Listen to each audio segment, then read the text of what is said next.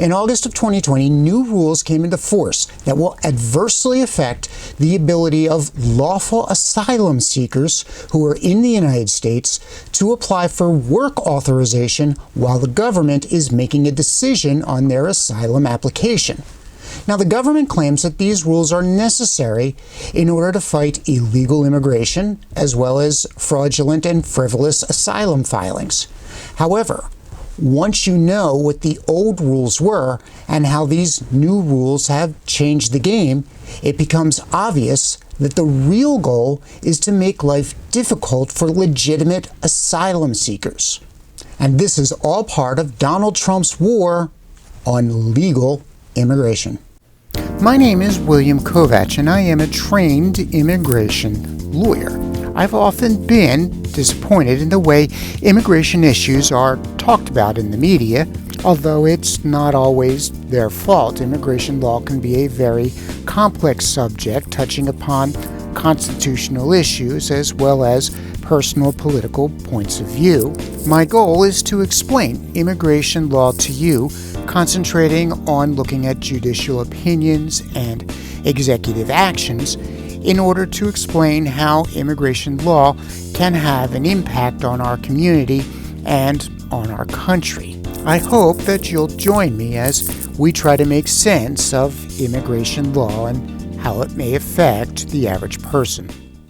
This video is not meant to be legal advice. This video is for informational purposes only. If you need legal advice, please see a lawyer and tell him or her about your specific facts and circumstances. So this is going to be the first in a series of videos addressing the changes to the ability of asylum seekers to apply for work authorization while their asylum application is pending. I started off trying to address this in one video, but as I was sitting down and researching and trying to write a script, it became very clear that we weren't going to be able to address it all in one video and make it manageable. There's a lot to cover. I want to tell you about the old rules and how they worked. I want to tell you about the new rules and the rationale for them. And I'd like to go over a lawsuit that was filed in federal court in Maryland challenging the new rules. Now, this video is rather long. It goes over a large number of topics. We talk about everything from how the asylum law works in the United States to who the typical asylum client is to how the employment authorization worked before the regulations, and then finally to the amendment that removed the 30-day requirement. If you feel that you already have more than basic knowledge of some of the topics that we talk about, I will have an outline of the topics in the description below and a timestamp on where you can find the discussion. That way, you can skip ahead to the part of the video that is most useful for you. So let's jump into it, and we'll start by talking about how the rules used to work. So let me start off with a brief explanation of what asylum law is. Asylum is a form of humanitarian protection. Essentially, we're telling people who have a reasonable fear that they will face danger in their home country that we will offer them protection and that they can stay in the United States. The person applying for asylum needs to show that they have a well-founded fear of persecution back in their home country based on one of 5 protected grounds. Those grounds are race, religion, nationality, membership in a particular social group, and political opinion. And oh, by the way, I have a playlist of videos that address persecution in asylum law. I will have a link to that playlist in the description box below. Now, a person who is granted asylum is given the legal right to stay in the United States, and that can lead to permanent residency or getting a green card. And once a person has a green card, that can lead to citizenship. Very often, the people who are applying for asylum are the most vulnerable people in society. They are in danger in their home country, so they take what possessions they can carry with them, and they make the treacherous journey north to the United States to seek protection. Very often, people who are seeking asylum are coming from Central America, and that's because Central America has a big problem when it comes to controlling gang violence. In particular, we're talking about 3 countries that make up the Northern Triangle: El Salvador, Honduras, and Guatemala. These countries have faced a sharp increase in gang violence in the last few decades, which is due to the United States. You see, the United States likes to export our gang problem. The biggest gangs in Central America are MS-13 and the 18th Street gangs, both of which have their roots in Los Angeles. What happened is that once law enforcement officers in the United States have apprehended gang members, they have served their time in U.S. prisons, and then they are deported back to the Central American countries from which they came. And these Central American countries, they didn't have the resources or the infrastructure to deal with this influx of gang violence. And the United States didn't offer much help in how to deal with gang violence either. Most of my clients who were applying for asylum were women and young children who were fleeing from the endless cycle of gang violence. And then you add to the problem the fact that in these Central American countries, there is a culture of machismo. And that essentially means that women are treated as property. They're treated as the property of the men in their life, whether that's their father or their romantic partner. So women are vulnerable to domestic abuse. Meanwhile, the government doesn't adequately respond to protect these women. So they are desperate, they are poor, and they are fleeing for their lives in order to save themselves and the lives of their children, either from gang violence or from the violence of domestic partners who don't respect them. And most times they are leaving all of their belongings behind. So when they come to the United States, all they have are the shirts on their back. Now, a few times I would have clients from Asia or Africa who were lucky enough to already have multi-entry visas to the United States. And when they face persecution, they're able to round up their family, jump on the next plane, and come to the United States. But once again, they're coming to the United States with few, if any, possessions. And this is where the law comes in to their disadvantage. You see, they're forbidden by law to work in the United States while their asylum application is pending, unless and until they are granted work authorization. But the law has created a waiting period before they can apply for that work authorization. And when we're talking about American law, we need to talk about the hierarchy of the sources of law. At the top of that hierarchy is the Constitution. This is the supreme law of the land. Right underneath that would be statutes passed by Congress. Congress has the legislative power.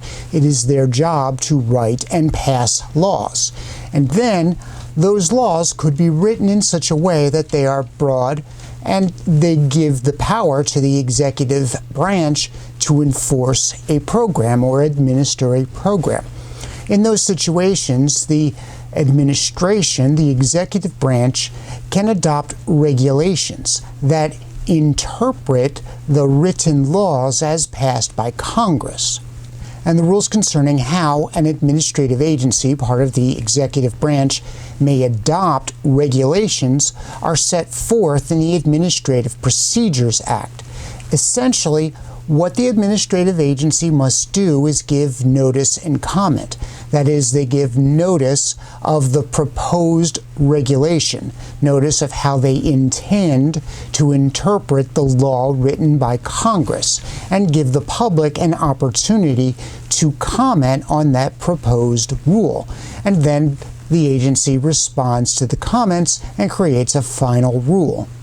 Now, once an agency has adopted an interpretation of a statute, once it has adopted a policy or a rule or a regulation, it doesn't mean that the agency cannot change its mind and change that interpretation.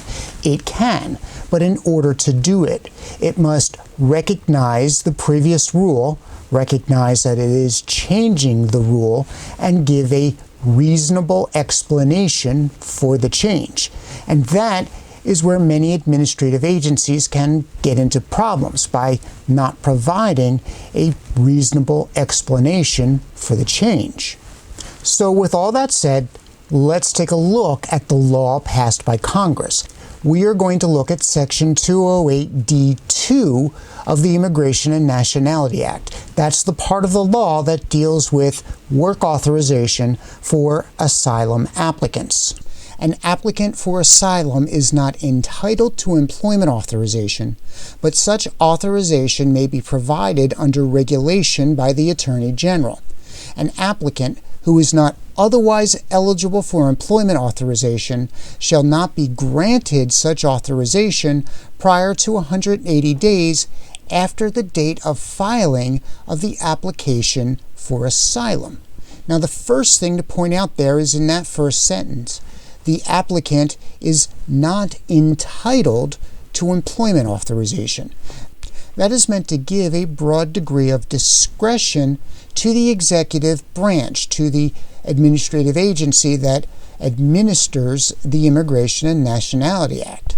The law also specifically gives the Attorney General authorization to issue regulations concerning how asylum applicants can apply for legal work authorization.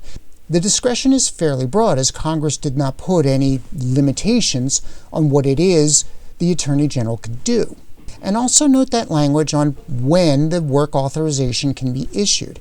It says here that such authorization cannot be issued prior to 180 days after the date that the asylum application is filed. So let's talk about how the application for employment authorization worked for asylum seekers before the amendments that were published in June of 2020 and became effective in August of 2020. In the description box below, there will be a link to the actual regulations themselves as they existed before the amendment. You can read them on your own. Now, the first thing that the old regulations had was a 30-day requirement for USCIS to adjudicate the applications for employment authorization. That means when the application for employment authorization was filed, USCIS had 30 days either to grant or deny that application. And we also had from the statute the fact that employment authorization could not be issued until 180 days after the filing of the asylum application. So taking those two time periods together, the regulations allowed for an asylum seeker who has already filed the asylum application to file the application for employment authorization on day 150 after the filing of the asylum application. In theory, 30 days later, USCIS could then issue the employment authorization card itself. And so an asylum seeker could get their employment authorization and begin working, at least in theory, on day 180, as long as they met all of the requirements for filing in the statute. So with all that in mind, now let's talk about some of the time pressures when I had a client who had a potential asylum case. We want to file the asylum application as soon as possible because we want that 180-day clock that's mentioned in the asylum law to start running. But there's some tension with getting an asylum application filed right away. And that's because the asylum application is 12 pages long. It has some very detailed questions. Questions such as family relationships. You need to know things like the date of birth, the place of birth, the date of death, if that's applicable, of your mother, father, and your sisters and brothers. And sometimes that can be a challenge, particularly if you have a father who wasn't around. You may not know your father's birthday or even where your father was born. Other questions seek specific answers to questions like, why do you fear returning home? Did you experience violence or threats in your home country? Did anyone in your family experience violence or threats in your home country? And there are large boxes to provide answers. Well, you need to keep in mind that the statute also requires that everything in your asylum application be corroborated, meaning there needs to be objective evidence that supports what you are saying. You cannot simply rely on your statement, an affidavit, for example. Well, to be completely accurate, it's possible to win an asylum case based only on your statement, but that's very rare because the adjudicator must find you very credible. And as I've said, even the slightest of problems in your asylum application can be used as reasons to doubt your credibility. So what can make up corroborating evidence? Well, things like police reports, medical records, hospital records, statements from witnesses back in your home country who know of the situation. But as I said earlier, most of the asylum applicants are coming with no possessions. When they leave their home country, they're not thinking about, okay, how am I going to prove that I'm in danger once I reach the United States? They're thinking about, get me out of here so I'm no longer in danger. So it can take some effort and time to get that corroborating evidence. Remember, we're also dealing with language barriers, not just with the client, but also with the people back home who may have access to the evidence. We're dealing with education issues. That is, we lawyers need to educate our clients, and not just our clients, the people who are collecting the evidence, on exactly what it is we are going to need to support the asylum case. We could have communication problems. Keep in mind that not every country has as wide access to the internet as the United States does. Also, it may be difficult to reach certain areas of foreign countries with delivery companies. The big companies may not deliver to the middle of El Salvador, and those companies that do deliver tend to be very expensive. So we have all these problems which key into whether or not we can get the evidence to support the asylum application. Well, what we do is we write the asylum application in a very general way. We write it in such a way that it's not likely to contradict any of the evidence that we find. Some practitioners will have the applicant write out a personal statement addressing all of the questions that is in the asylum application. And then they will answer in the boxes, "See attached statement." Now, I will tell you that works with a number of adjudicators, but there are some adjudicators, in particular, I have been before some immigration judges who don't like that practice, who will tell you, no, I don't want to see a "see attached statement. I want you to write something in that box that's relevant to the question." The point is, you need to know who you're before and how to shape your application. So we put together an application that is rather skeletal, because I do know I'm going to have an opportunity to supplement that application somewhere down the line.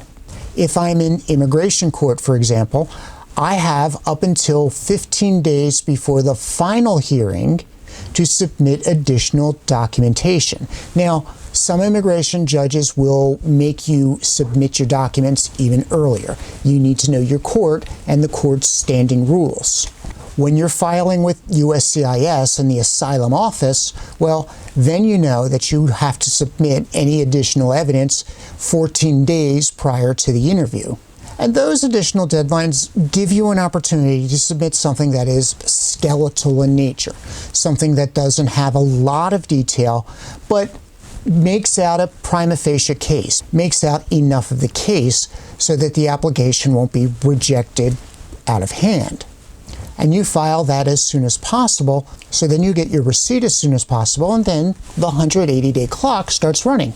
If you're filing this in immigration court, you make sure you have an extra copy, and then you get that copy date stamped at the immigration court window when you turn in the application. You take that date stamped copy, you send it to USCIS, the Department of Homeland Security, and they will give you back a receipt and make arrangements for your clients to go have their fingerprints taken, their biometrics. That's necessary so they can do the background check. But you want to get this done as quickly as you can so you can get the 180-day clock running. Now, as I said, the Trump administration published a number of amendments to the regulations addressing work authorization for asylum applicants. We're going to take a look at them. In this video, we're going to start by looking at the amendment published on June 22nd, 2020, and that's the amendment that addressed the 30-day deadline that USCIS has to make a decision on the application for work authorization. So the Federal Register is the official publication of the federal government. This is where proposed regulations, new regulations, and other actions of the federal government are published to give the public notice. We are looking here at the Federal Register of June 22nd, 2020. Here in the summary, it tells us this final rule removes a Department of Homeland Security, DHS, regulatory provision stating that U.S. Citizenship and Immigration Services, USCIS, has 30 days from the date an asylum applicant files the initial Form I-765 application for employment authorization, EAD application, to grant or deny that initial employment authorization application. So let's take a look at the government's justification. That comes in the executive summary here in the top of the third column. On September 9th, 2019, DHS published a notice of proposed rulemaking in which it laid out its intention to eliminate the regulation articulating a 30-day processing time frame for USCIS to adjudicate initial applications for employment authorization, Forms I-765 or EAD applications, for asylum applicants. This change was proposed to 1. Ensure USCIS has sufficient time to receive, screen, and process applications for an initial grant of employment authorization based on a pending asylum application, and to also 2. Reduce opportunities for fraud and protect the security-related processes undertaken for each EAD application. And you can see there's a footnote at the end of that statement. Let's see what the footnote says. So we're looking at footnote 1 down at the bottom of the third column. As noted in the proposed rule, prior to the Rosario versus USCIS court order in fiscal year 2017, and that's the court case that we talked about earlier. The adjudication processing time for these employment authorization applications exceeded the regulatory set time frame of 30 days more than half the time. In response to the Rosario versus USCIS litigation and to comply with the court order, USCIS dedicated as many resources as practicable to these adjudications, but continues to face a historic asylum application backlog, which in turn increased the numbers of applicants eligible for pending asylum EADs. However, USCIS does not want to continue this reallocation of resources as a long-term solution because it removes resources from other competing work priorities in other product lines and adds delays to other time-sensitive adjudication timeframes, and thus is finalizing this rule. So to justify the regulatory change, USCIS is essentially saying, well, we're sick of complying with the 30-day time period, and we don't want to do it anymore, so we're just going to eliminate it. So the first question that comes to my mind is this a reasonable explanation? Is it reasonable to say that, well, we just didn't want to comply with the 30 days anymore, so we're eliminating it as the reason for the change? Now remember, I told you when an agency engages in this kind of rulemaking, what it does is it receives comments and then responds to them. They actually list out the comments and responds right there in the Federal Register notice. So let's take a look at what kind of comments USCIS received and what it has to say. Okay, so let's take a look at the first comment right here at the bottom of the first paragraph, comments. Many commenters provided general expressions of support for President Trump's overall immigration policies and reforms. That's just laughable. That's the Trumpification of government. That's how President Trump operates. If you haven't figured it out by now, President Trump has a very fragile ego, and so he needs his ego stroked. And so it's not surprising that the very first comment is, "Yay, President Trump, we love what you're doing." Also keep in mind, whenever you hear President Trump say something like, well, many people say, the translation is, nobody but President Trump says. So I have very serious doubts about this Many commenters provided general expressions of support.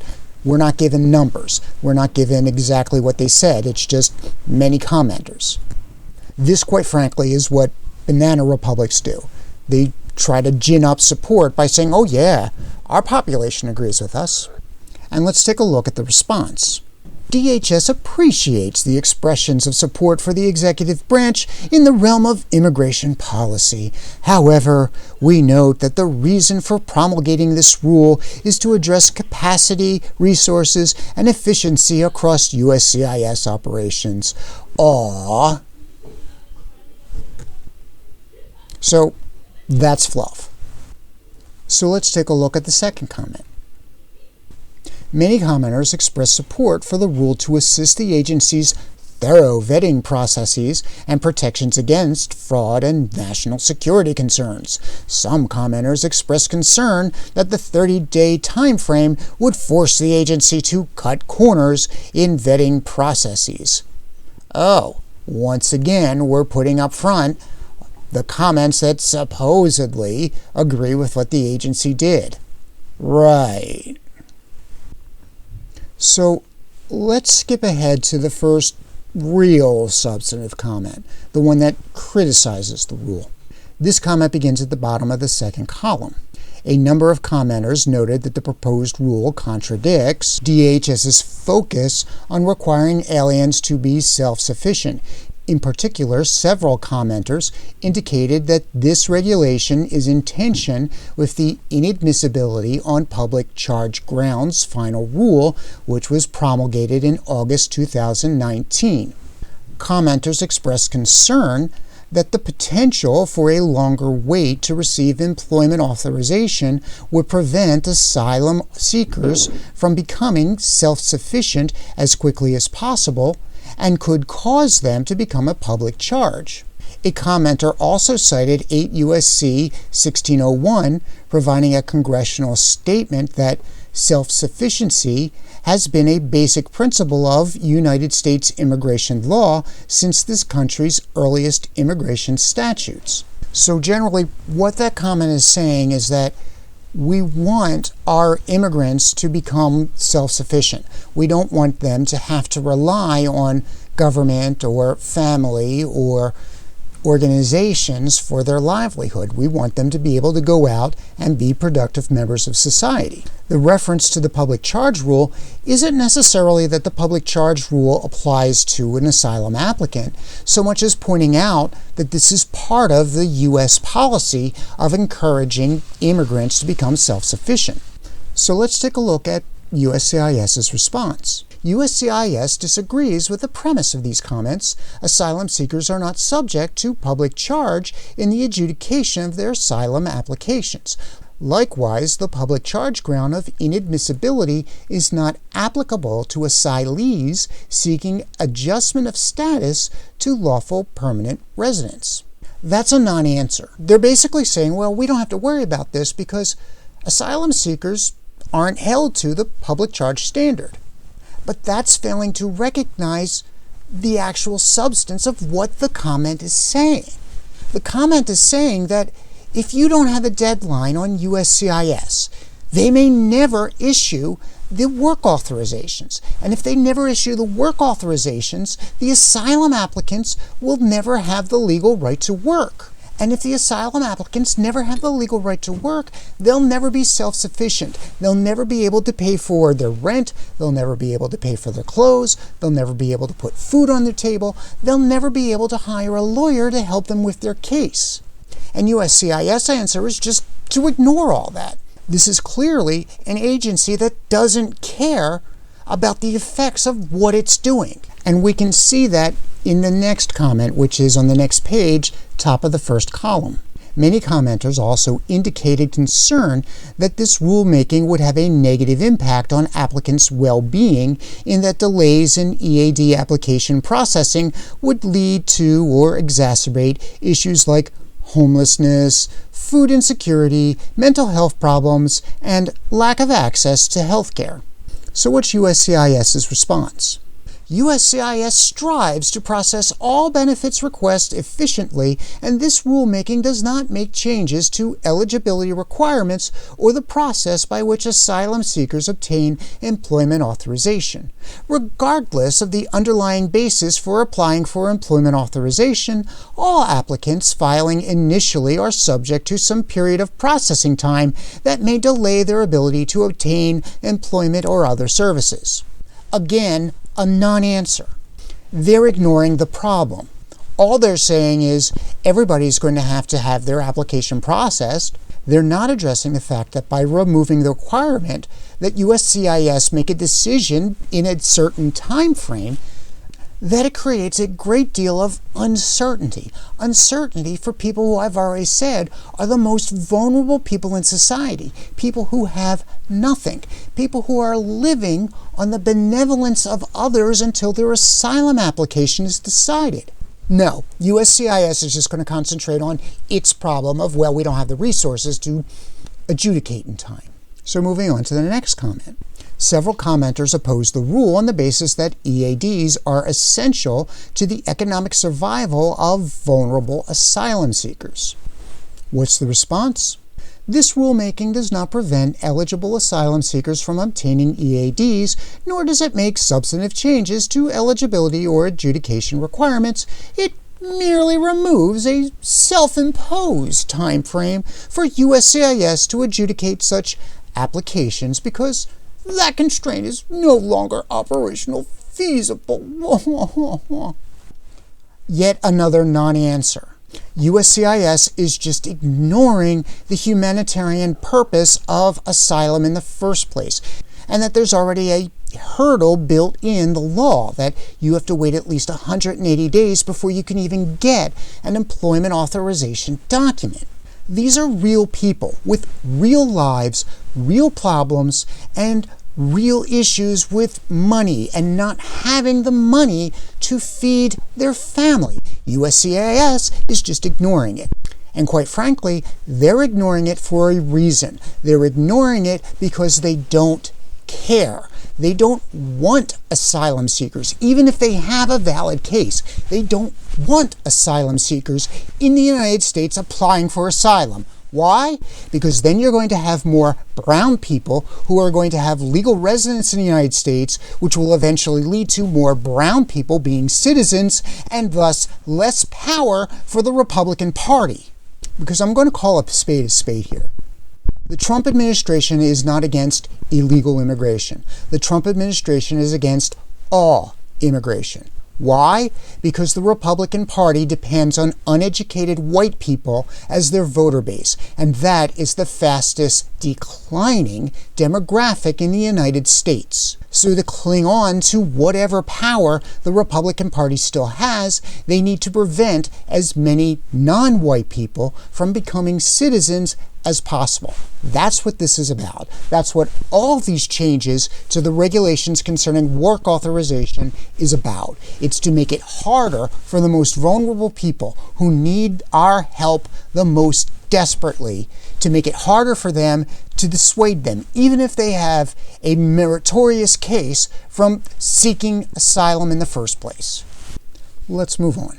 Commenters stated that they believe this rulemaking to be antithetical to American values. For example, one commenter stated, "The United States is considered the land of opportunity, but yet we refuse to give people running for fear of persecution the opportunity to try to assimilate to our culture." Another stated, "Let us not forget that we are a nation built on values, that those who need help can always look to this great nation for support and refuge."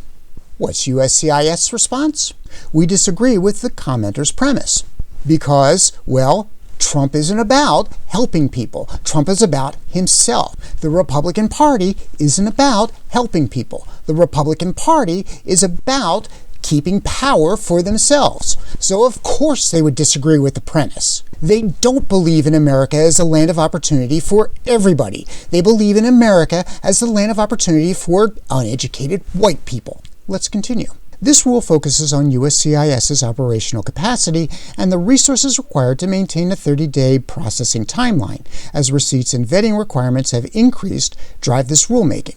Continuously increasing resources allocated to a particular adjudication type negatively impacts production for other benefit request types.